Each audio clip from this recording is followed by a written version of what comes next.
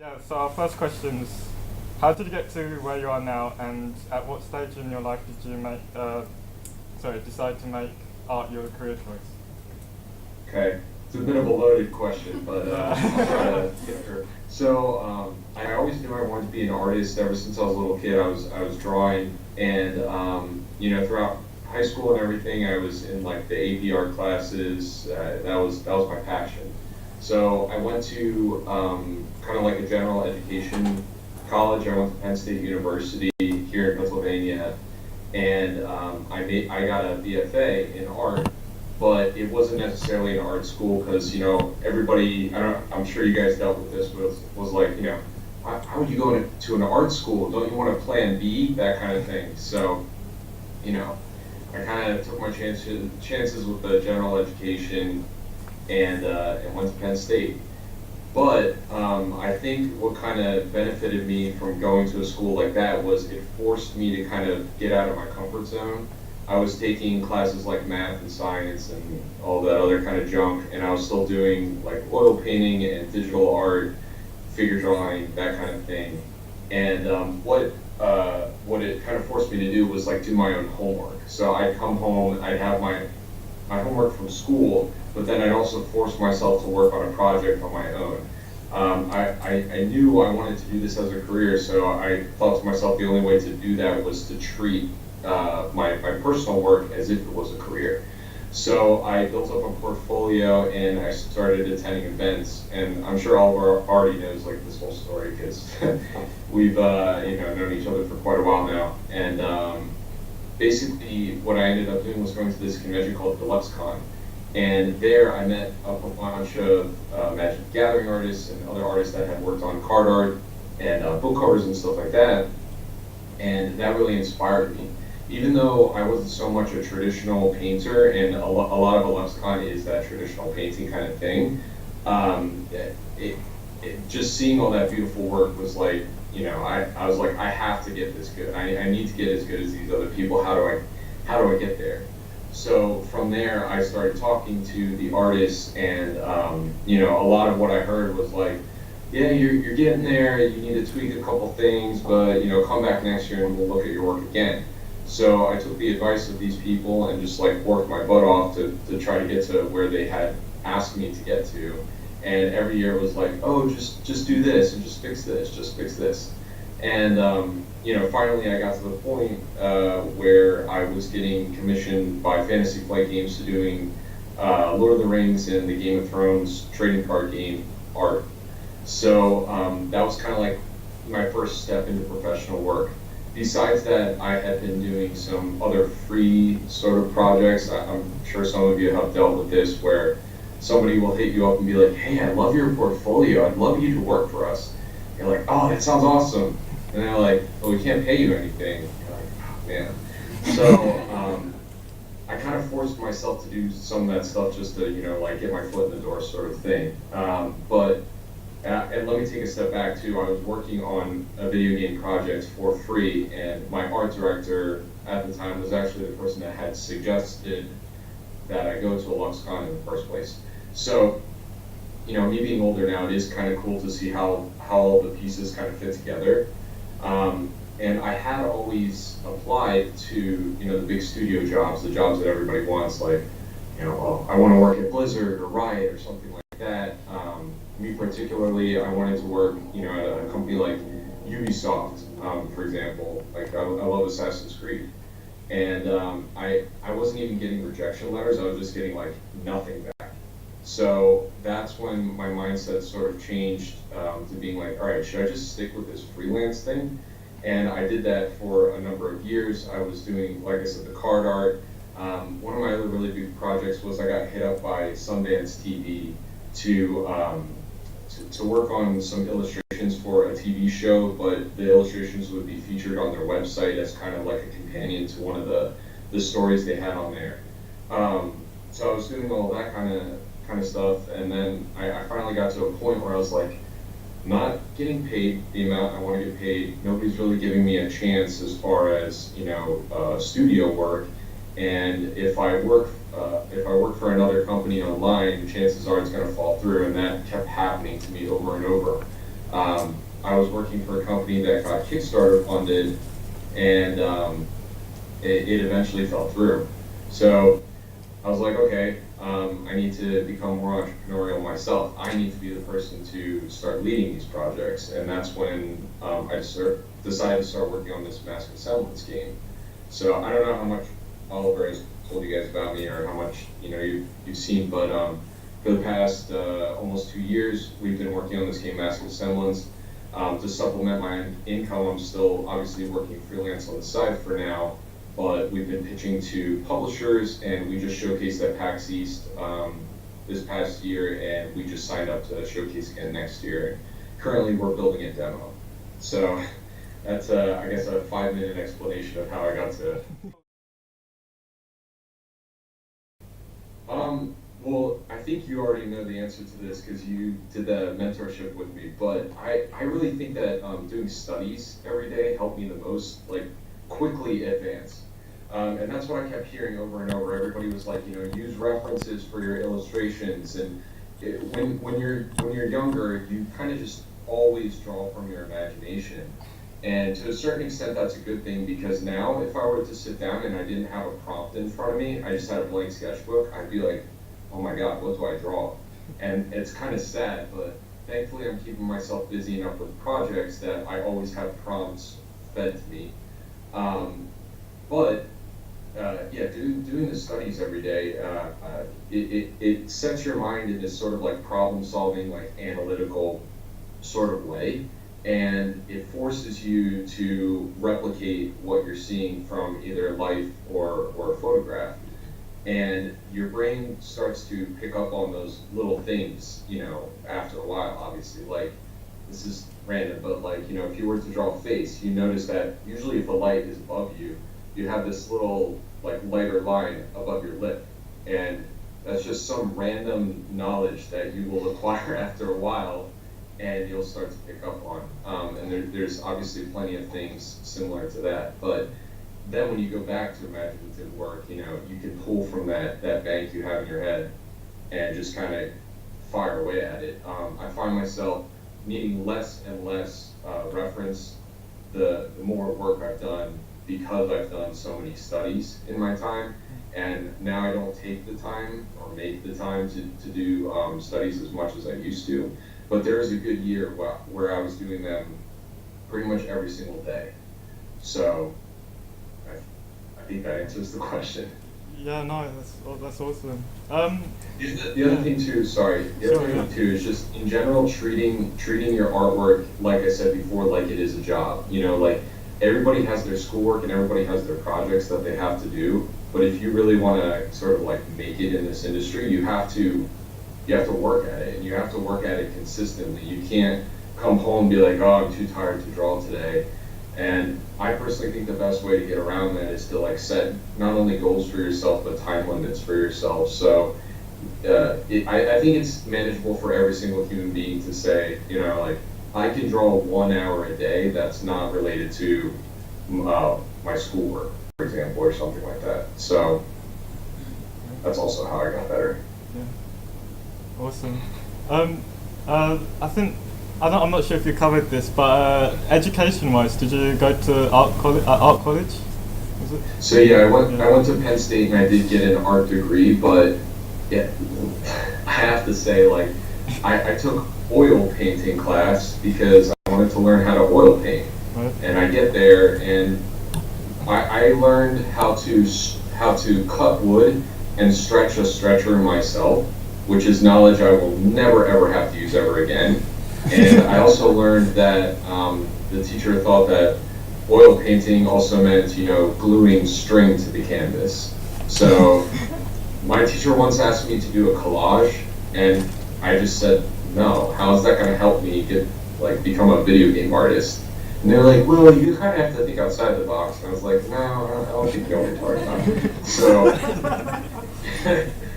yeah, I mean, my education was not the greatest, but like I said, it did force me to do my own projects and to network with other artists and to learn from them. And I think that really helped me get to where I am. Cool. Nice. Yeah, I think I know I spoke to many artists. I think they had similar experience, but I've noticed kind of generally in Europe it's starting to pick up a bit more, like the whole concept art phase and illustration. So I think we're starting to come around a bit, yeah. So Yeah, for sure. I graduated in 2013, so that was 5 years ago. So even now being in Philadelphia, this isn't so much art related, but now that I'm more in like the game industry than I am in the like Illustrator community, there's a really good school near us, Drexel, and they actually have like a video game design program where they not only learn, programming fundamentals and advanced coding knowledge, but they also have art classes within that. Just so even if the student is a programmer, they understand the pipeline. So I definitely think the programs in these schools are getting better and more geared towards setting students up for actual career work, as opposed to the old school mentality of like, I'm going to be a fine artist kind of thing. I worked, I had a profile up on, it was called Elance at the time, and now it's called Upwork. If you guys are looking for just like freelance projects, I suggest getting a profile on there, because I found a lot of success through that.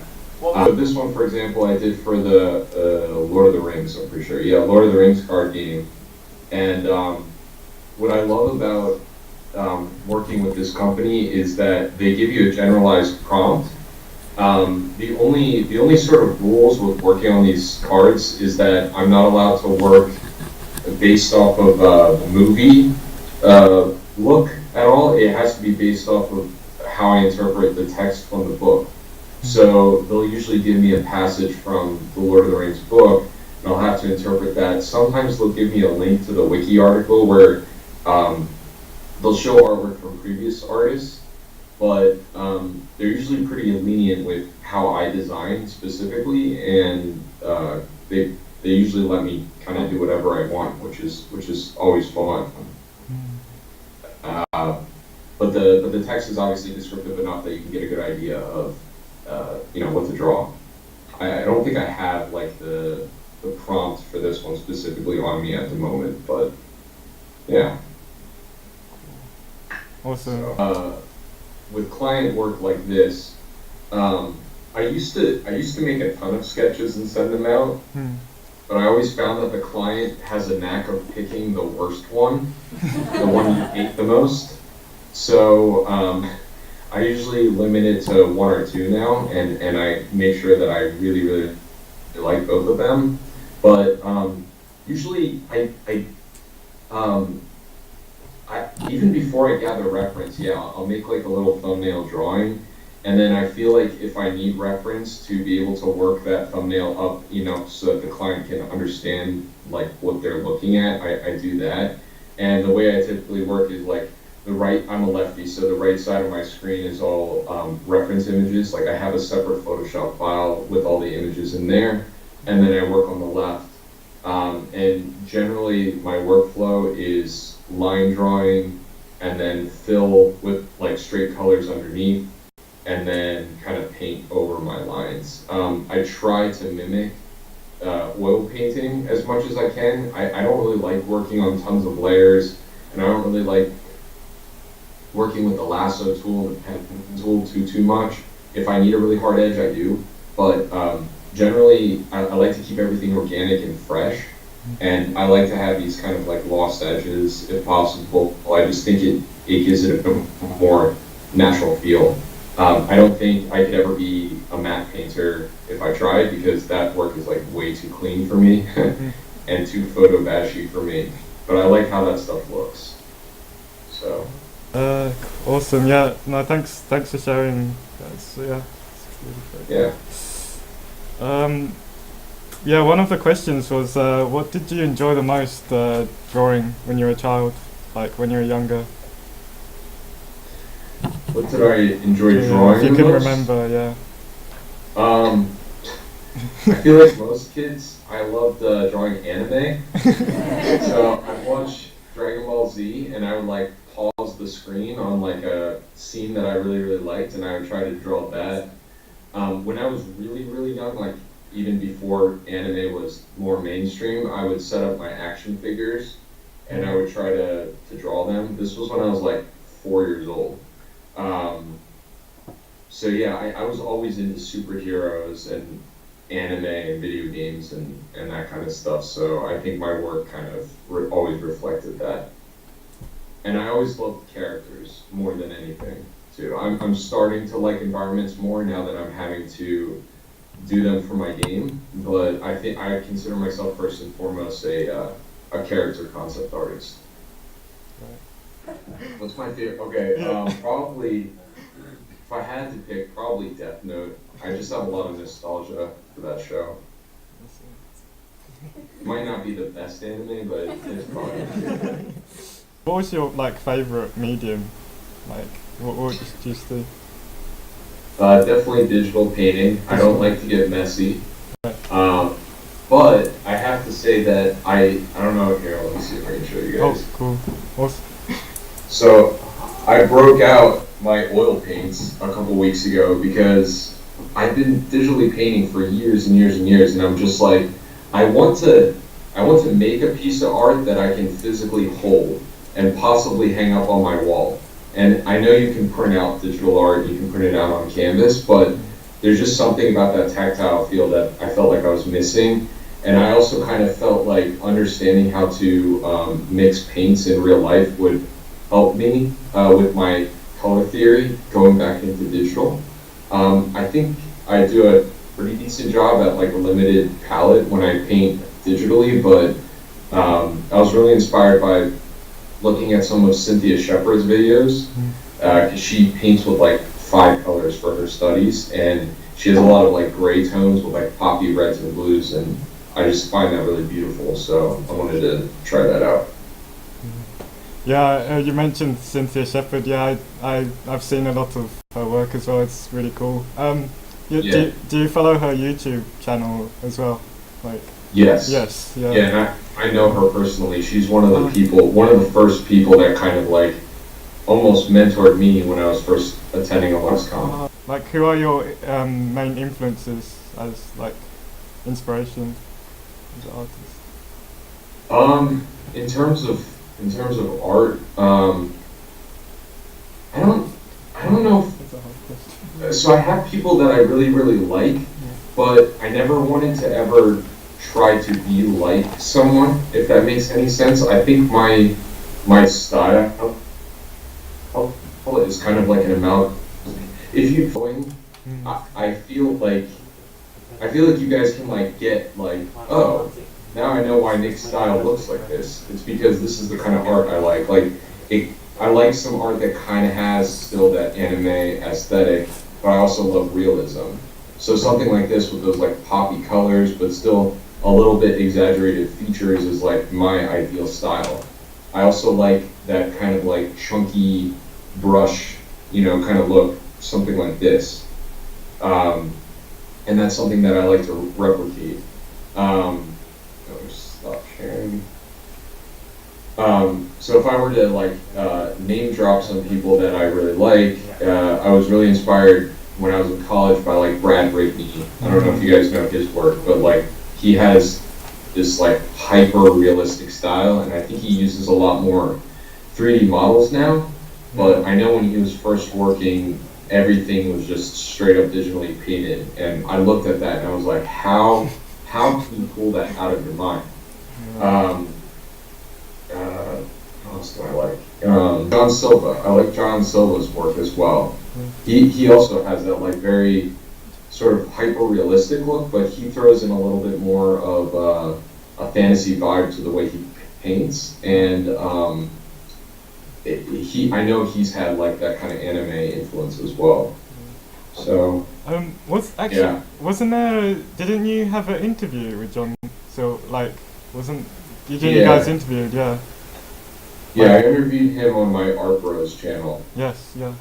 Personally, like, which is your like favorite social media, or you tend to use the most?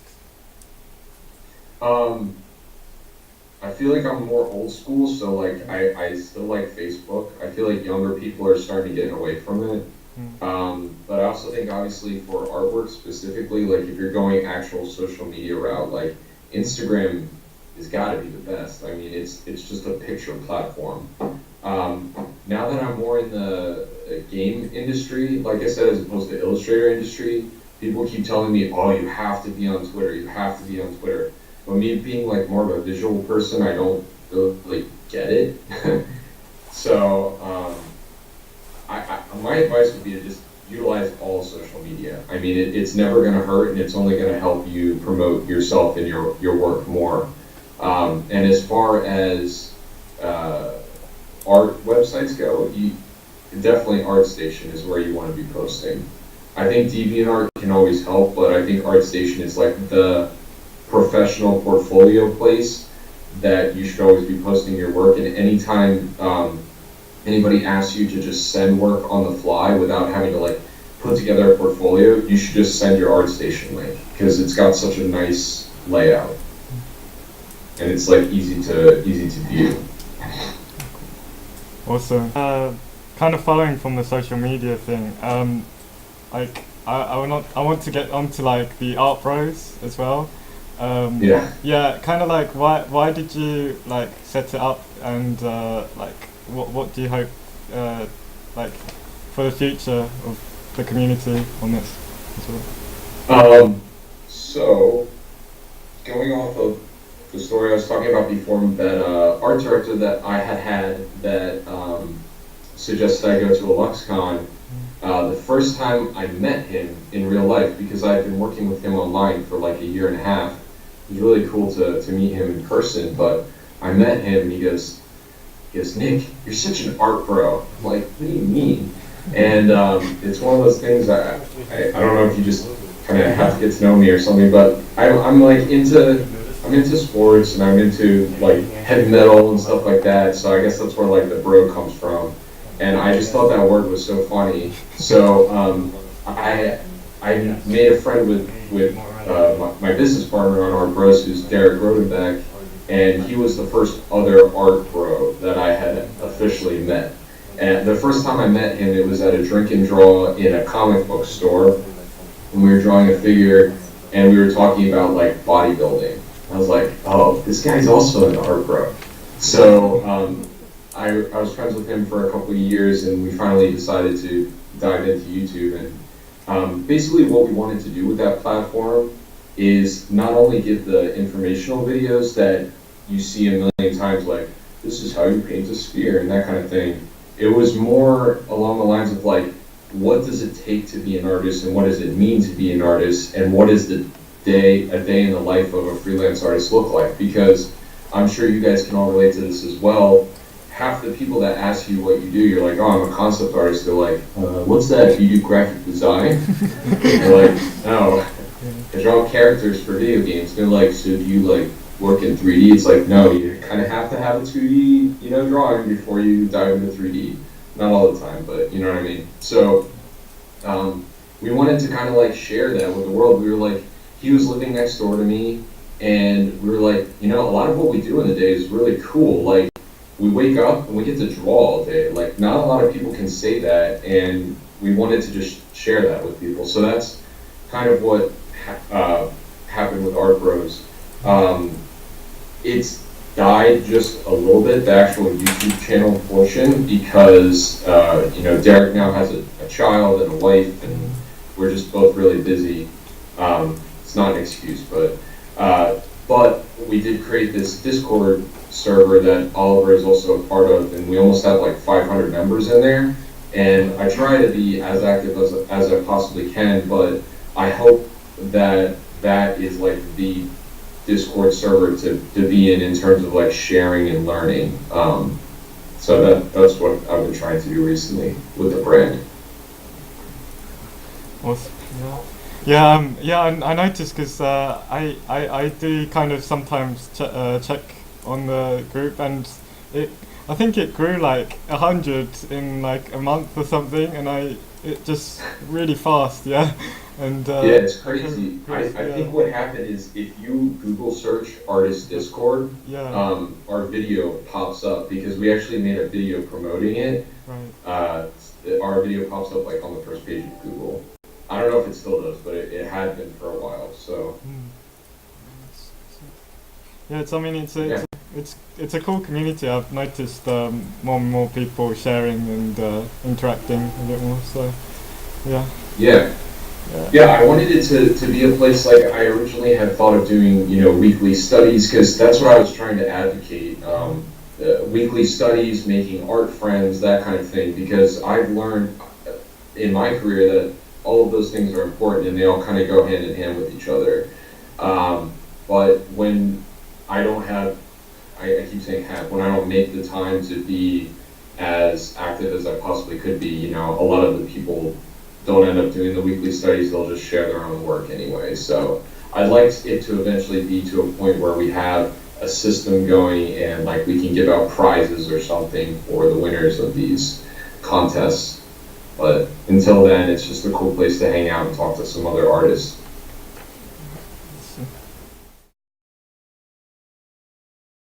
Hi. Hey. I'm interested in your game. So, is it you and your business partner that are working on it?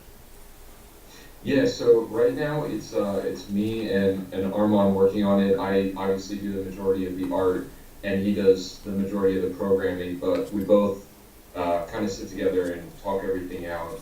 We also have a voiceover guy that's been helping us with story, and he was actually in a metal band that I really really liked called Slice the Cake. I don't know if anybody's heard of it, but he has an amazing voice, and I heard one of his albums, and I was like, holy crap, that is the voice of the main character. So we called him up and we're like, hey man, you want to be in a video game? He's like, hell yeah.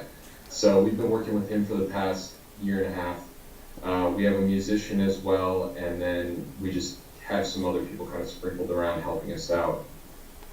So Awesome. So how much non-art stuff do you have your hands in? Do you do any coding and like 3D modeling, or is it? yeah, so our game is completely 2D, and after I answer your question, I might as well just like show you a couple of things Okay. we're working on now. That'll be awesome.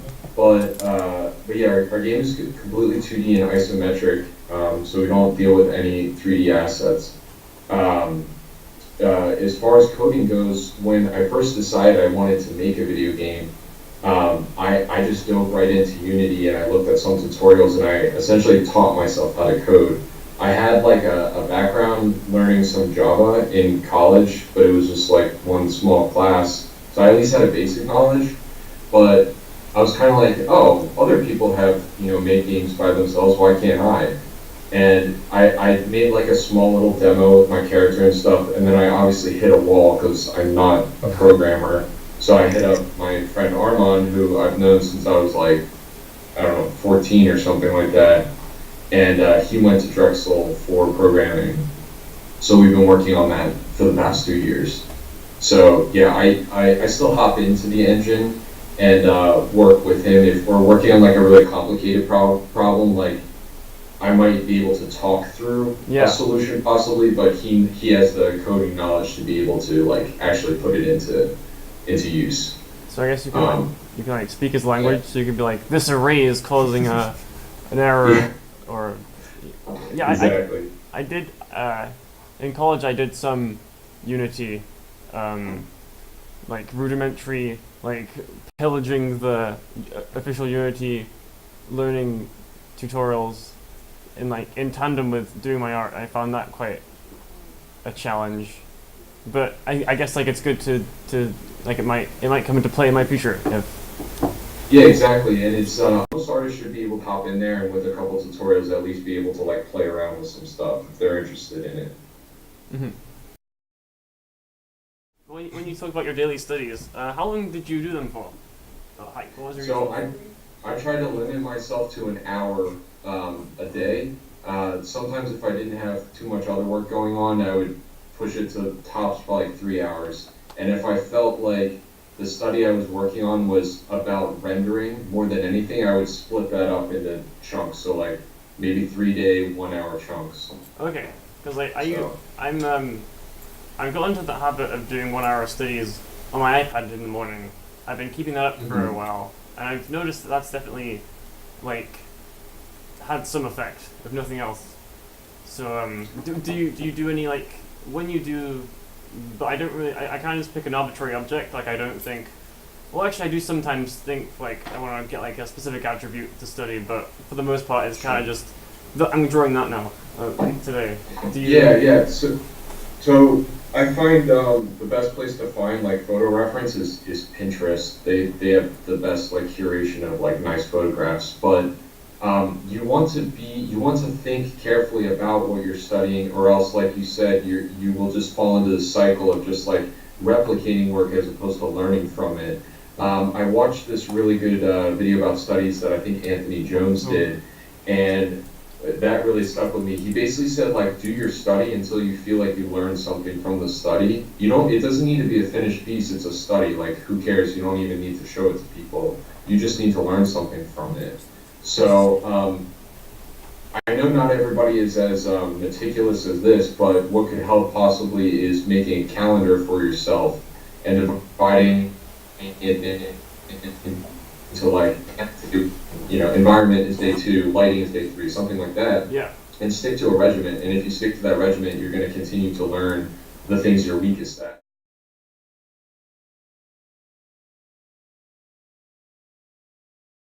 I was really, just curious how you like kind of coordinate with your team as well. Like, Yeah. So Armand and I work together at my studio 3 days a week, and then the other 2 days we work from home. So we work through Discord, and then our voiceover guy we meet with once a week to kind of just run through some sort of story stuff. But again, everything is like a learning process, so we've kind of had to figure out how to get to this point in terms of our workflow. And now that we understand what kind of pipeline works best for us, we've been working a lot faster than we had when we started. And I think if you talk to any new video game studio, they'll tell you the same thing. There's not really like a right answer for a pipeline. It's kind of like whatever works best for the project you're currently working on. actually, that kind of segues to really to another question. So, in terms of like pipeline, what kind of advice would you give new students to feel like more prepared for that kind of situation? I think you need to make sure you can work as fast as possible while still maintaining as much quality as you can. If you're trying to become a concept artist, you need to remember that at the end of the day, all you're trying to do is showcase a design, and you're not really building anything that's like final quality unless it's gonna, be some sort of like splash screen in the game or something like that. So that isn't to say that you shouldn't learn how to render as best you can, but as the concept artist, you need to like know how to evoke an emotion or a design and be as clear about that as you possibly can when you're handing off your work. I'm trying to think of what else you would need to know.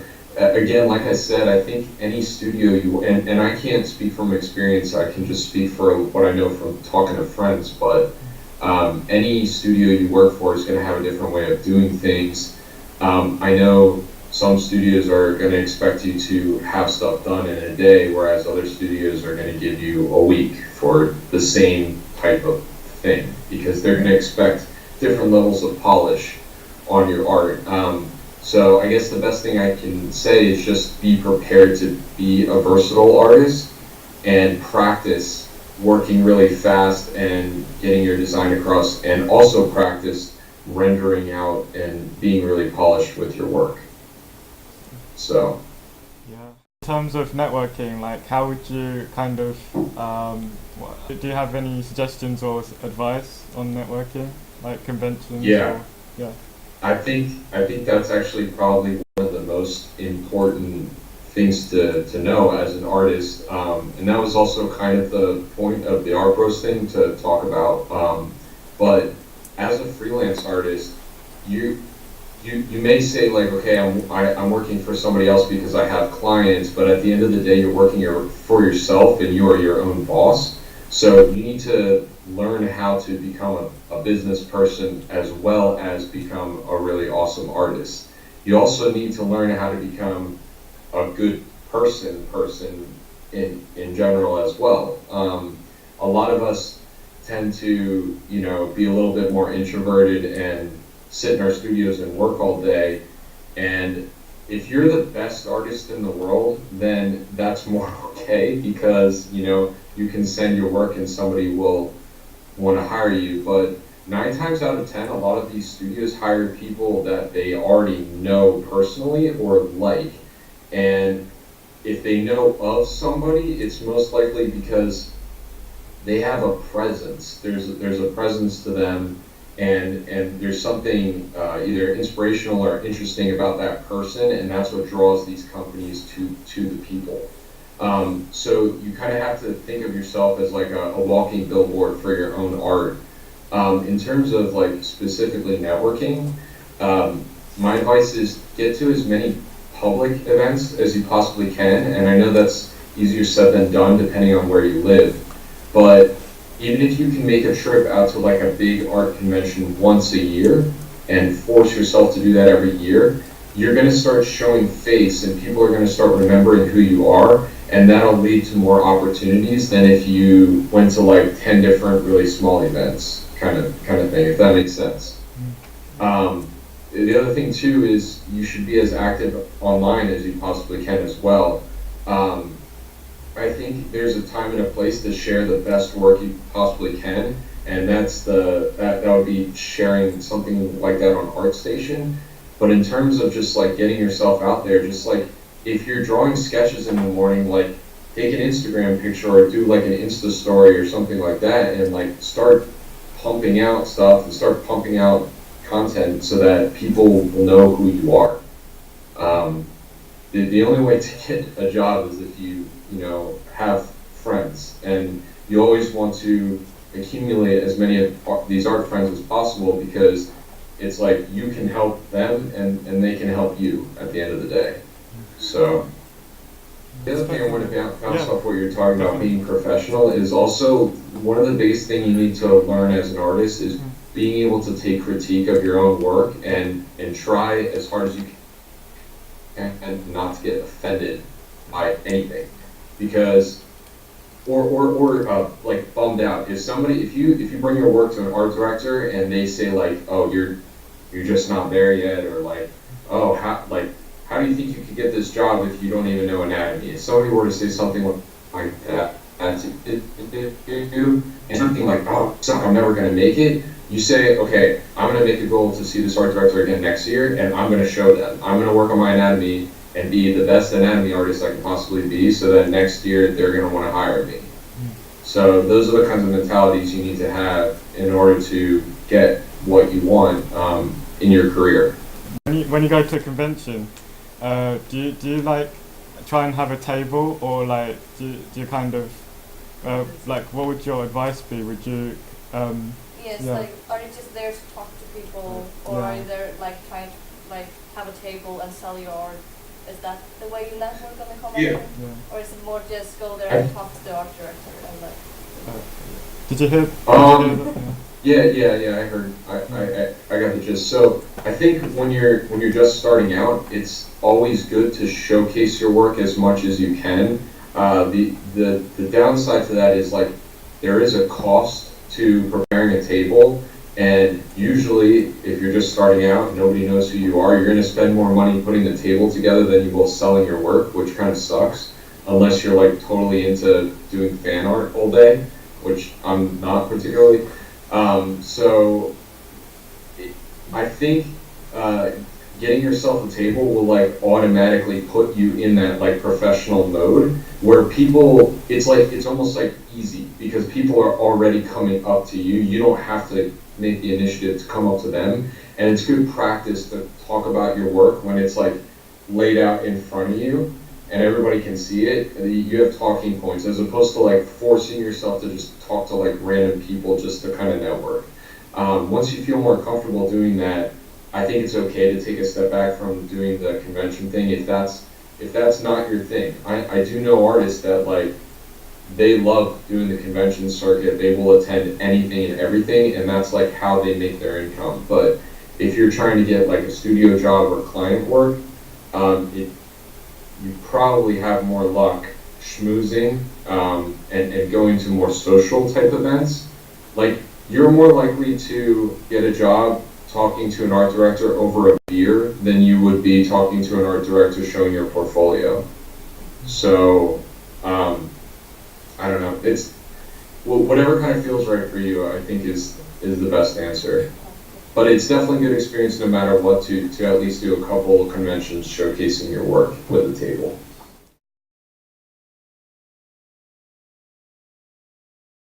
So, we've already talked a lot about kind of like programming and modeling and such, but talking about oil painting, do you think that for a digital artist, is it good to kind of like work some in traditional media as well to learn kind of like more techniques than you might do watching someone else do it through a tutorial video? Would it be good to kind of like work your hands with a traditional media for studies and such?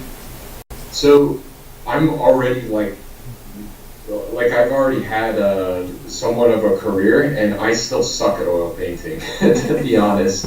So I would always say yes, if you want to make the time to get good at oil painting, it's definitely going to translate. And I think the same goes the other way. Once you just learn general color theory and lighting and form and all that kind of stuff digitally, when you go back to doing oil painting, you're going to be better than you have been before. I think all art sort of works hand in hand as long as you're working in a somewhat like realism, working with some sort of realism. So it's kind of up to you. It's up to you. If you're interested in oil painting, then learn how to oil paint. But if you just hate it, then I wouldn't want to force somebody to oil paint just to be like, oh, you kind of have to learn how to oil paint to get good. No, obviously, but it's just kind of like, would it possibly help? So kind of like, if you want to kind of like have that oil kind of like mood to a painting, or if you want like watercolor, could it be good to kind of like just splash paint around to see how it works, how it blends? So I would like to think that my work has a little bit of like an oil paintery sort of look, but like I said, I'm not a very good oil painter. So again, I don't think you have to. I think it could help, but it's not like a necessity. I think you can teach yourself to do whatever you want digitally and have it look like a traditional medium. A lot of it comes down to just like the kind of brushes and the kinds of strokes you use. So, but I do think having that traditional all right, this is the thing. Working digitally, you have infinite possibilities. You have infinite brushes and you have millions of colors to work with. What oil painting will do is force you to work within a limited range of colors and just limited, like there's no control delete, you know what I mean? Like, so you kind of have to force yourself to be more meticulous when you're oil painting than you do digitally. So I'd say that's where the benefit would come in more than anything. All right. Yeah. Thank you. Okay. Welcome. So I used to be, and I think a lot of you guys could probably relate to this too, one of those people that would go to bed at like 3 in the morning and then wake up at noon because I just love sleep. But it kind of helps that my fiance has to wake up early to go to her like 9 to 5 job. So since I started working on this project, she will wake me up at that time. So I have like a routine. And then I work a full 8-hour day. And art is my career, so I get to work on it the whole 8 hours plus. But if you have a job that you have to do for income that's not art, like I said, you need to just force yourself to set a schedule that's manageable for your lifestyle. If you're working a 9 to 5 job, it's ridiculous to say you're going to come home and work on your art for 6 hours after your 9 to 5 job. Like, if you can do that, I'll give you props, but I don't expect anybody to ever do that. So I'd say if you have a 9 to 5 job, anybody can say they can work 1 hour when they come home from work at night, or wake up an hour earlier and work on some art. And then the weekends too, like a lot of people like party or go out or do stuff on the weekends, and there's a certain amount of social activity that you need to sacrifice in order to get the career that you want to get. So that's the other thing too. You need to just be like aware of how you're spending your time. Like if you come home and you play video games for 4 hours every night, it's like you could be drawing, you know, and I'm just as guilty of that kind of thing as anybody else, but as long as you make yourself aware of those things and you give yourself a balance, you're going to consistently improve.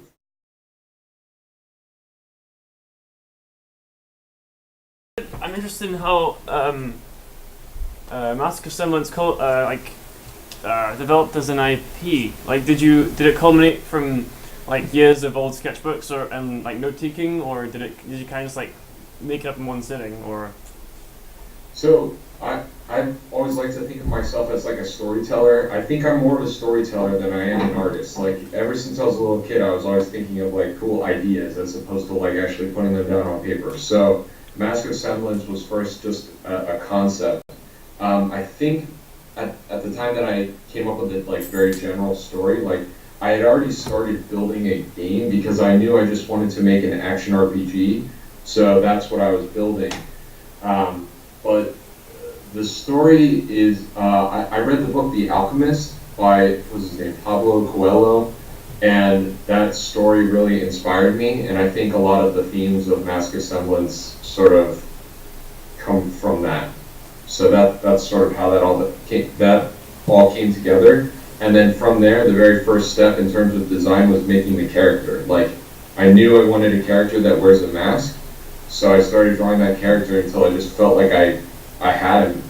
And then all of the other design branches from that central character. Okay. Yeah. Yeah. So it's quite an organic development. Like, yeah. From... Yeah, I would say so. Nothing was forced. And when Armand came on as well, he obviously brought like tons of new ideas to the table. Yeah. So, you know, it's obviously like both of our thing, but yeah, when I first had the general idea, it was sort of based off of these themes from that book I read.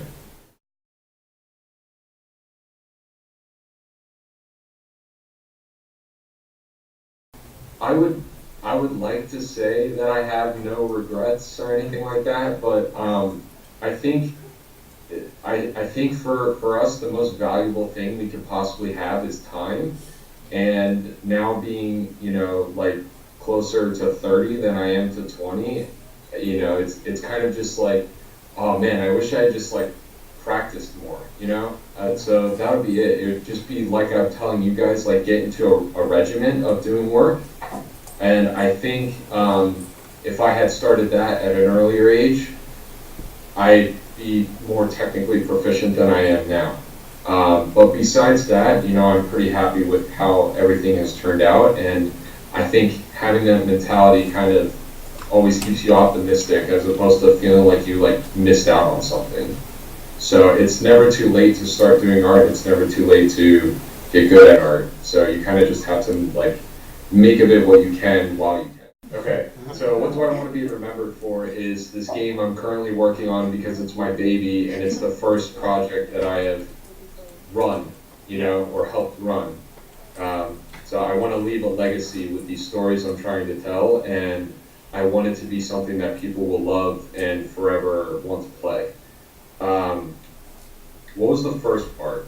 The first part was where can you find me? Yes. You can find me on ArtStation or Facebook or Instagram, whatever. Just type my name, Nik Hagialas, and it shouldn't be too hard to find me. And if anybody wants to reach out to me independently, I'm happy to answer questions as best I can. Also, if you want to follow our game, you can follow us on GameJolt.com. And we will, once we finish this demo, we'll have that up for the public to play. We had an old demo, but we took it down. And then, what was the last question? What do you think is the most important takeaway? Important takeaway. Oh man, I don't know. I think it's just this sense of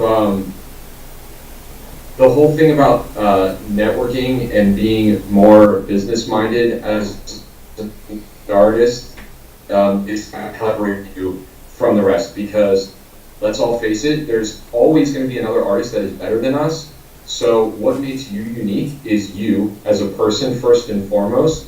And if you can show somebody else what makes you interesting or makes you fun or makes you cool, that's the best thing you can share with somebody. You know, like share your passion more than share your art. So I hope that makes sense. Yeah. Awesome. Well, yeah, I think we should give a big round of applause. Yeah. Just make sure everyone can give a wave as well. Just can you see? The camera's kind of bad. Yeah. I see you guys. Yeah. Awesome. Thank you so much for having me on, Oliver. This was fun. No, definitely.